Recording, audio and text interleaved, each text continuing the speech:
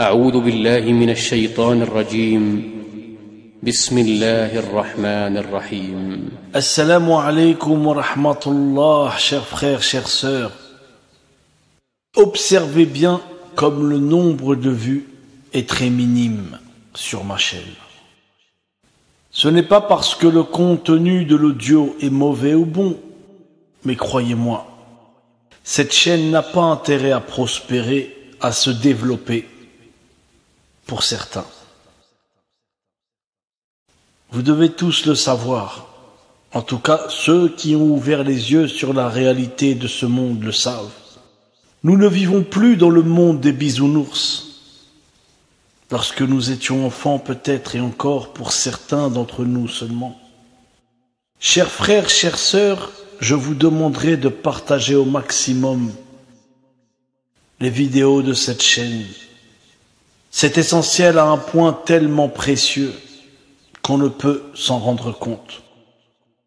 Cette chaîne est ralentie au maximum. L'algorithme est sous anesthésie. Les abonnés disparaissent comme par enchantement et les personnes qui reçoivent les notifications sont très rares. Quant à ceux qui ne me connaissent pas, pour tomber sur ma chaîne, ça relève du miracle. Faites confiance à votre frère. Nous tous, ici, nous nous aimons en Allah Azza wa Jal. Nous n'avons aucun intérêt financier. Notre relation est basée sur la sincérité, l'amour d'Allah Azza wa Jal. Partagez au maximum tout ce que vous pouvez partager. Même si vous pensez que c'est inutile, futile, faites-le. Parce qu'Allah seul sait ce qui se passe en coulisses. Le jour du jugement dernier, vous vous rendrez compte de la valeur de ce que vous pensiez être quelque chose de minime. Vous savez, ce n'est pas donné à tout le monde de ressentir la vérité, de l'accepter, de la comprendre. Est-ce que vous savez que vous faites partie d'une minorité? Oui, c'est bien à toi que je m'adresse. Toi qui écoutes mes audios, soit depuis pas mal d'années, ou bien récemment, depuis peu. Sache que tu fais partie d'une minorité sélectionnée par Allah Azza wa Jal. Ce n'est pas donné à tout le monde de comprendre la vérité. Quand je parle des choses cachées de ce monde, du harcèlement que je subis, que beaucoup d'autres personnes subissent aussi, malgré que vous n'ayez jamais eu affaire à ce genre d'harcèlement, vous arrivez à ressentir la vérité. Et ça, c'est exceptionnel. Vous savez que l'injustice règne dans le monde. Vous le ressentez au plus profond de vous-même. J'ai fait des audios où je parle de l'harcèlement que je subis. J'explique qu'il y a des gens qui ont des traitements de faveur, etc. C'est ainsi. Le monde a toujours fonctionné ainsi. Le mal existe depuis toujours. Les coups bas, les manigances, tout ceci existe depuis longtemps. Vous avez cette nature saine qui vous fait ressentir tout cela. Vous n'êtes pas pollué ou pas totalement. C'est un bon signe. C'est un bon signe, croyez-moi. C'est beaucoup plus important que vous ne l'imaginez. Vous n'êtes pas comme les autres. La majorité se fiche de l'injustice, se fiche de tout. Ils ne pensent qu'à leur plaisir. Rendez-vous compte que vous faites partie d'une minorité. Alors je sais bien que ma chaîne est ralentie à 2000%. D'ailleurs, vous pouvez aller voir les commentaires des autres vidéos. Généralement, vous retrouverez la plupart du temps toujours les mêmes personnes qui postent des commentaires. Dizaines de personnes. Celui qui ne me connaît pas, pour lui, tomber sur ma chaîne, c'est pratiquement impossible. Parce que le contenu dérange. Et c'est ainsi. Lorsque vous commencez à dire la vérité sur des puissants, qu'est-ce que vous croyez qu'il va se passer? Quel que soit votre rang social, si vous n'avez pas une puissante protection, qu'est-ce que vous allez pouvoir faire? Nous sommes des croyants. Nous acceptons le destin d'Allah Azza wa Jal, le destin qu'Allah a écrit pour nous. Alhamdulillah en toute situation. Je voulais juste vous rappeler que c'est votre nature saine qui vous fait ressentir la vérité. Et ça, croyez-moi, ce n'est pas donné à tout le monde. La plupart des cœurs sont morts, les gens sont comme des morts parmi les vivants.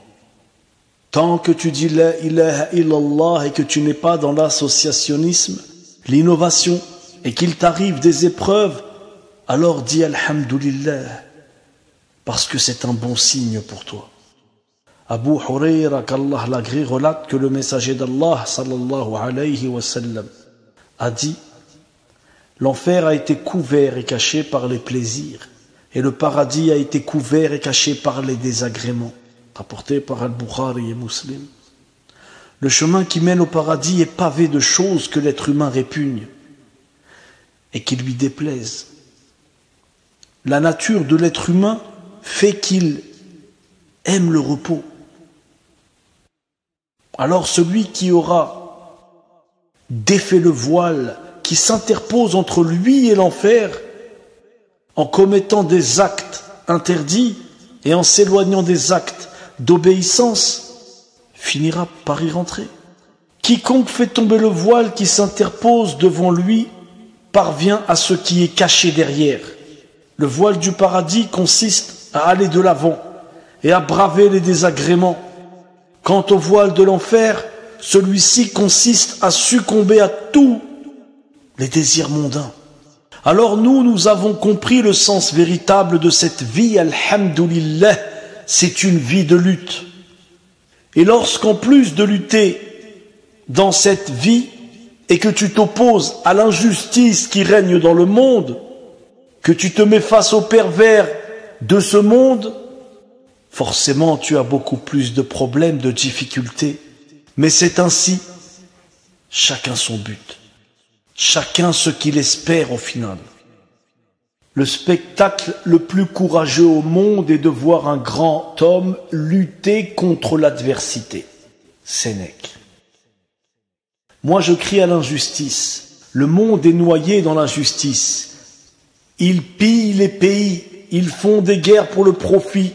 Les êtres humains sont tués, des vieillards, des enfants, injustement, gratuitement. Dans leur guerre injuste. Plus rien n'est équitable. Les richesses de ce monde sont dévorées par une poignée d'assoiffés. La liste est beaucoup trop longue, impossible d'énumérer toutes les injustices que l'humanité subit. La plupart des gens sont comme des morts parmi les vivants. Ils ne comprennent que ce qu'ils veulent comprendre, ce qui est en équation avec leurs besoins, leurs désirs, leur train de vie, leurs envies. Écoutez cette lumineuse parole d'Ibn al-Rahimahullah.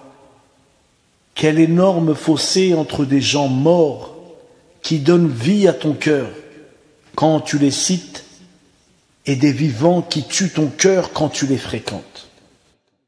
Quel énorme fossé entre les gens morts qui donnent vie à ton cœur quand tu les cites et des vivants qui tuent ton cœur quand tu les fréquentes. Un savant, par exemple, qui est mort. Lorsque tu lis ses écrits, ce qu'il a laissé à l'humanité, ton cœur revit, la foi s'alimente. Et quand tu fréquentes certaines personnes, ils te dégoûtent, ils te font sombrer dans la dépression, dans le péché, jusqu'à ce que ton cœur devienne mort. La plupart des gens sont comme des morts parmi les vivants. On dit que le luxe attire beaucoup d'amis et que la pauvreté sélectionne les vrais. C'est pareil pour l'enfer, le paradis. Le paradis, c'est dur à y accéder parce que la récompense, on ne peut pas la calculer. L'enfer est très facile à avoir, mais le châtiment, on ne peut pas l'expliquer ni l'imaginer. Vous savez, les musulmans, les croyants à l'époque du prophète sallallahu alayhi wa sallam se sont fait martyriser, torturer de tout temps, bien avant l'islam, les autres prophètes. Les peuples avant nous, c'est toujours la même histoire. Le croyant dans ce monde est généralement persécuté, attaqué, parce que cette vie est une lutte, une épreuve pour lui, un test, un examen. C'est plutôt une bonne nouvelle. Et ce n'est pas nouveau, mais bien sûr, ce n'est pas aux informations que vous entendrez ces vérités. Beaucoup de gens savent ce qui se passe dans ce monde et n'ont pas le courage de dire la vérité. Un homme parmi les infidèles s'est mis derrière Haram ibn Milham, qu'Allah l'agrée, et l'a poignardé avec une lance Suite à ça, le sahabi a dit Allahu Akbar, j'ai réussi par le Seigneur de la Kaaba. Il s'est fait assassiner lorsqu'il s'est rendu compte de ce qui était en train de lui arriver. Il a dit cela. Allahu Akbar, j'ai réussi par le Seigneur de la Kaaba. Omar ibn al-Khattab, qu'Allah l'agrée, il s'est fait poignarder. Qui était Omar? L'ami intime du prophète sallallahu alayhi wa sallam. Qui était Omar? Qui était Omar? Qu'Allah l'agrée. Entre les gens pieux, les prophètes qui se sont fait assassiner, la liste est beaucoup trop longue. Et nous manquons aussi de beaucoup d'informations. Qui que tu sois, quoi que tu puisses subir comme injustice, rappelle-toi de tout cela. La vie est comme une heure, une journée, un mois, une année. Qu'est-ce que le cambrioleur irait faire dans une maison vide? Qu'est-ce que le diable irait faire dans un cœur vide? Il attaque plutôt le cœur du croyant, du savant, du connaisseur, parce qu'il est plein de richesses. Je vous remercie pour votre attention. Allah vous récompense, Inch'Allah. N'oubliez pas de partager. Moi, je suis seul face à eux.